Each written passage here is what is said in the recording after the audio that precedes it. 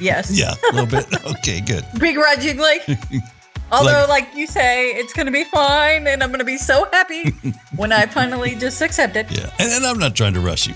Let me be clear. But slow but steady is good. You'll, like I tell everybody, you'll find that moment that it makes sense to you.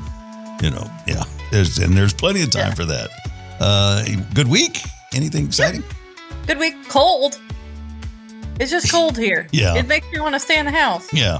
And luckily I work from home, so I don't have to go anywhere.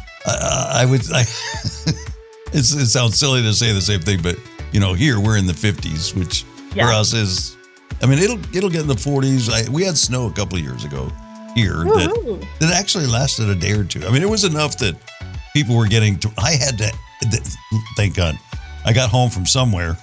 And, because where I was, it started to snow in Rancho Cucamonga. Yeah, and then I live farther east.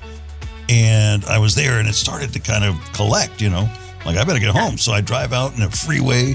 It's getting white. Everything's covered. So I stopped. What's happening? I stopped in a parking lot right off the freeway and was like just kind of watching it. And then I drive home and I'm a little bit farther up the mountain from there. And it's just getting thicker. There, I get home. And I couldn't back into my driveway. Oh, no. It was sliding, and thank goodness the neighbors all came by and kind of shoveled it a little bit so I could get in the driveways. They're like, oh, no, Doug's stuck. So, that's our level of winterness here. But I had a good week, busy week. I just, a lot of little things, Rolling Start Wheelchair Group. It hit last Friday, so did that. Possibilities. Was there. Jen was there that we'll talk to here in a little bit.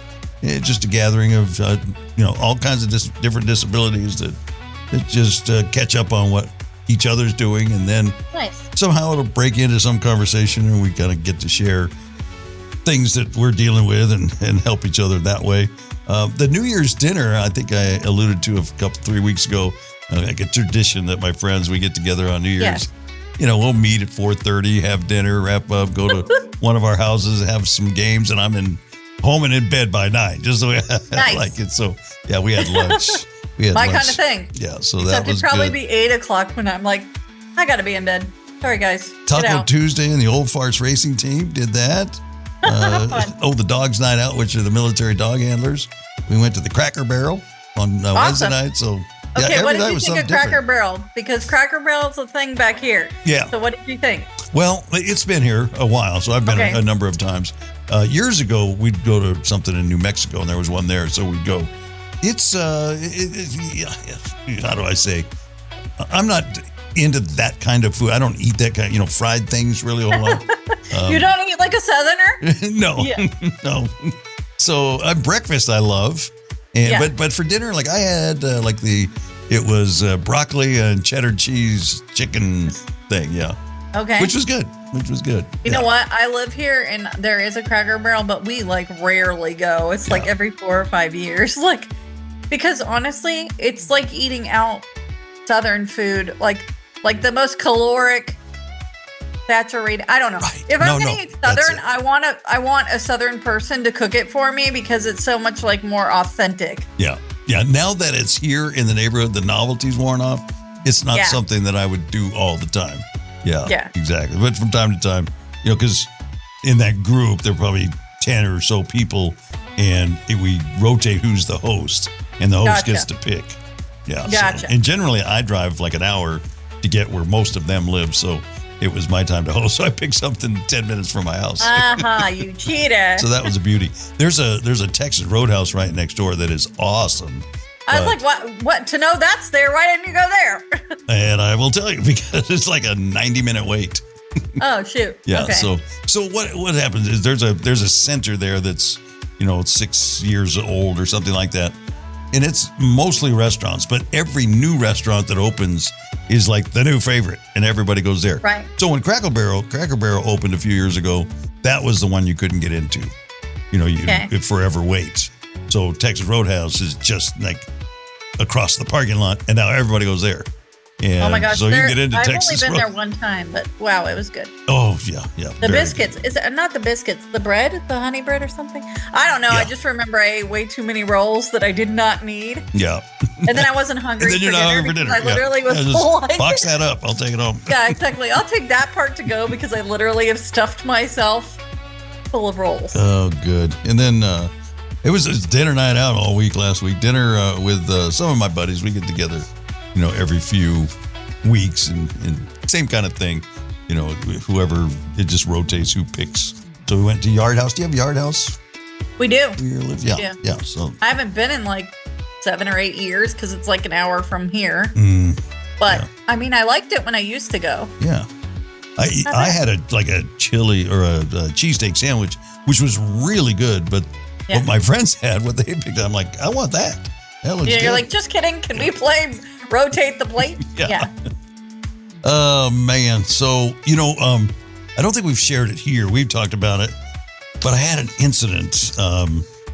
It's been a couple of weeks ago now. I got my chair, and I've talked about that, and I got a power drive on it, the smart drive, and so I've only had it now for a little over 2 months, and it's a freaking gremlin, people. It's a gremlin. Well, yeah, I noticed a couple of times that when I wasn't touching the controller, that it would just like lurch a little bit.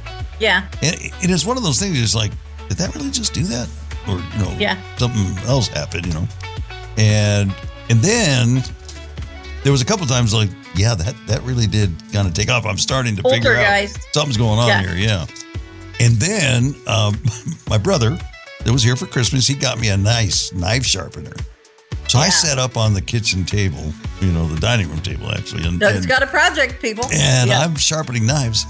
Well, thank goodness I wasn't sharpening the knife at this moment and holding it in my hand and all that. Yeah. It took off and it's like just goes and it's pushing my table and chairs are flying everywhere. It's pushing the table across the room. And finally I get it to stop. So then I turn it off and get everything back together. And like, okay, dodged a bullet there. Well, then a few days later, I'm in the studio here and I'm really just about to wrap up. And this will make sense later, but I look at my phone and I got like 4% power, So I start to leave and it takes off again. Well, here I'm just right at the desk. So it's driving me forward. My hands are on top of the desk. So I can't reach under. Well, maybe I could, but in the chaos and the surprise of that moment. Yeah. So it pushes me, and it just keeps pushing as I am driven under the desk and I'm going back. So I get to a tipping point and I fall back, smack my head on the floor, and I'm laying there on my back in my wheelchair. But my feet are still on the footrest, and they're up against the bottom of the table, and they're stuck in there. I can't pull them out. So from there, I can't pull them out. People, bad. Yeah, bad. Yeah. So I'm trapped here, basically in my house. Doug's wheelchair has revolted and taken over. I take a moment just to kind of like make sure I'm not concussed. Gotta go through the protocol, and it seems like everything's fine, and I'm trying to relieve the pressure on my feet. And so I have a backpack on, and I'm thinking, well, if I get the backpack off, maybe that'll give me a little bit more room and I can get out of this. Well, no, it was the opposite, because the backpack was holding me up. Right. So as soon as I kind of wiggle around and get the backpack off the back of my chair, back comes down, the feet go up. Now they're even harder to get out. The cantilever, what is it called? Counter lever or something? Yeah. So, so I realized, okay, I only had 4% left. I got to call my neighbor because, bless his heart, he helps me out of these kind of things all the time.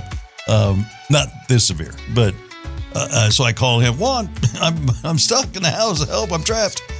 So I give him the code. I call it and I can't get up. Yes, exactly. So I have a pad, a keypad. So I give him the code, and he's trying to get in, and I'm still messing around. Well, I figure out that if I pull back on my wheels, that will bring the seat up, but brings my feet down.